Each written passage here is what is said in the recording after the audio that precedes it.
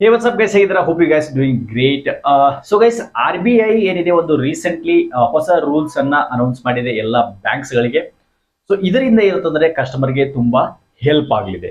So ಏನಿದೆ ಹೊಸ rules full details ಅನ್ನ ಈ ವಿಡಿಯೋದಲ್ಲಿ ಹೇಳ್ಕೊಡ್ತಾ ಇದೀನಿ. ವಿಡಿಯೋ ನೆನ್ನೆ ಬರ್ಕೊಂಡು ನೋಡ್ತಾ ಇರಿ. ಸೊ ಗೈಸ್, ರೀಸೆಂಟ್ಲಿ RBI ಏನಿದೆ BSBD ಅನ್ನುವಂತ ಒಂದು ಹೊಸ ರೂಲ್ಸ್ ಅನ್ನ ಅನೌನ್ಸ್ ಮಾಡಿದೆ. ಅಂದ್ರೆ basic saving bank deposit accounts.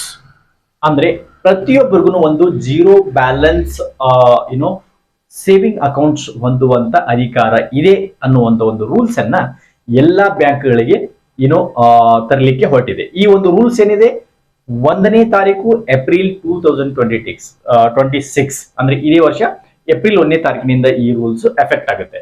But ಅದಕ್ಕಿಂತ ಮುಂಚೆ ಬ್ಯಾಂಕ್ಗಳು ಇದನ್ನ ಯೂಸ್ ನ ಅಡಾಪ್ಟ್ ಮಾಡ್ಕೊಂಡ್ರೆ ಅವರು ಮಾಡ್ಕೋಬಹುದು, ಯಾವುದೇ ತೊಂದರೆ ಇಲ್ಲ. ಬಟ್ ಅಫಿಷಿಯಲಿ ಎಫೆಕ್ಟ್ ಆಗೋದು ಏಪ್ರಿಲ್ 1ನೇ ತಾರೀಕಿನಿಂದ ಎಲ್ಲರೂ ಅವಾಗ ಫಾಲೋ ಮಾಡ್ಲೇಬೇಕು. ಸೊ ಬಟ್ ಏನು ಅಂತಂದ್ರೆ ಇತ್ತೀಚೆಗೆ ನಾವು ಅಕೌಂಟ್ಸ್ ಗಳನ್ನ ಓಪನ್ ಮಾಡ್ಬೇಕು ಅಂತಂದ್ರೆ ಎಲ್ಲಾ ಬ್ಯಾಂಕ್ಗಳದ್ದು ಏನಿದೆ ಒಂದು ಮಿನಿಮಮ್ ಅಮೌಂಟ್ ಇರುತ್ತೆ. ಇಷ್ಟೊಂದು ಅಮೌಂಟ್ ಅನ್ನು ನೀವು ಮೇಂಟೈನ್ ಮಾಡಬೇಕು, ಇಲ್ಲ ಅಂತಂದ್ರೆ ನಿಮಗೆ ಪೆನಾಲ್ಟಿ ಆಗುತ್ತೆ ಇಷ್ಟು ಅಂದ್ಬಿಟ್ಟು. ಸೊ ಅಂಡ್ ಅದ್ರ ಜೊತೆಗೆ ಡೆಬಿಟ್ ಕಾರ್ಡ್ ಚಾರ್ಜಸ್ ಕೂಡ ಇರುತ್ತೆ, ಆನ್ಯುವಲ್ ಫೀ ಅಂದ್ಬಿಟ್ಟು ಅರೌಂಡ್ 200 to 300 ರುಪೀಸ್. ಡಿಫ್ರೆಂಟ್ ಬ್ಯಾಂಕ್ಗಳದ್ದು ಡಿಫ್ರೆಂಟ್ ಚಾರ್ಜಸ್ ಗಳು ಇರುತ್ತೆ. ಸೊ ಅದೇ ರೀತಿಯಾಗಿನೇ ಇವಾಗ ವಿಡ್ರಾಲ್ ಮಾಡೋದಾಗ್ಲಿ, ಕ್ಯಾಶ್ ಡಿಪಾಸಿಟ್ ಮಾಡೋದಾಗ್ಲಿ, ಸರ್ಟನ್ ಲಿಮಿಟ್ಸ್ ಇರುತ್ತೆ, 2-3 ಲಿಮಿಟ್ಸ್ ಇರುತ್ತೆ. ಅದಾದ್ಮೇಲೆ ನೀವು ಹಾಕಿದ್ರೆ ನಿಮಗೆ ಚಾರ್ಜಸ್ ಗಳು ಹಾಕುತ್ತೆ. ಸೊ ಹೀಗೆ ಎಲ್ಲಾ ಕಲೆಕ್ಟ್ ಮಾಡಿರುವಂತ ಚಾರ್ಜಸ್ ಪೆನಾಲ್ಟಿ ಏನಿದೆ ಅದು 9,000 crore rupees ಎಲ್ಲಾ ಬ್ಯಾಂಕ್ಗಳು ಸೇರ್ಬಿಟ್ಟು ಭಾರತದಲ್ಲಿ.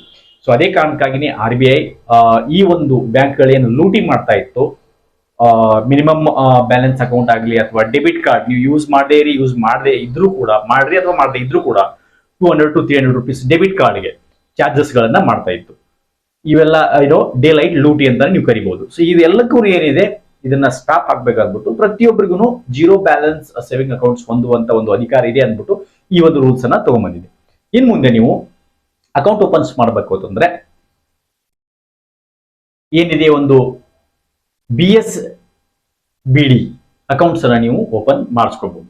ಹೊಸ ಅಕೌಂಟ್ ನೀವು ಓಪನ್ ಮಾಡಬೇಕು ಅಂತಂದ್ರೆ ಜೀರೋ ಸೇವಿಂಗ್ ಬ್ಯಾಲೆನ್ಸ್ ಅಕೌಂಟ್ ಅನ್ನ ನೀವು ಬ್ಯಾಂಕ್ ಅಲ್ಲಿ ಓಪನ್ ಮಾಡ್ಕೋಬಹುದು. BSBD ಅಂತ ಹೇಳಿ BSBD ಅಕೌಂಟ್ ಅನ್ನು ಓಪನ್ ಮಾಡ್ಕೋಬಹುದು. ಬೇಸಿಕ್ ಸೇವಿಂಗ್ ಡಿಪಾಸಿಟ್ ಅಕೌಂಟ್ಸ್ ಏನಿದೆ ಅದನ್ನ ನಾವು ಯೂಸ್ ಮಾಡ್ಕೋಬಹುದು, ಓಪನ್ ಮಾಡ್ಕೋಬೇಕು, ರೈಟ್.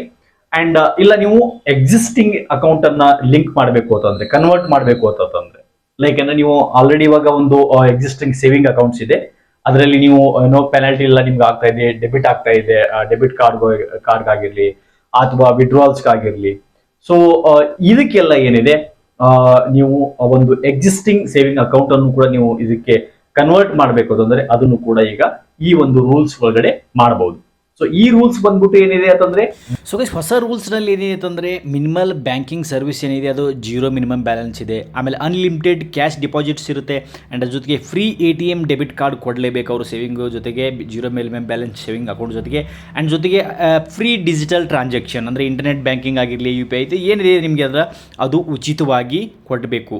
ಇದು ಏನಿದೆ ಅಂತಂದರೆ BSBD ಬೆನಿಫಿಟ್ಸು.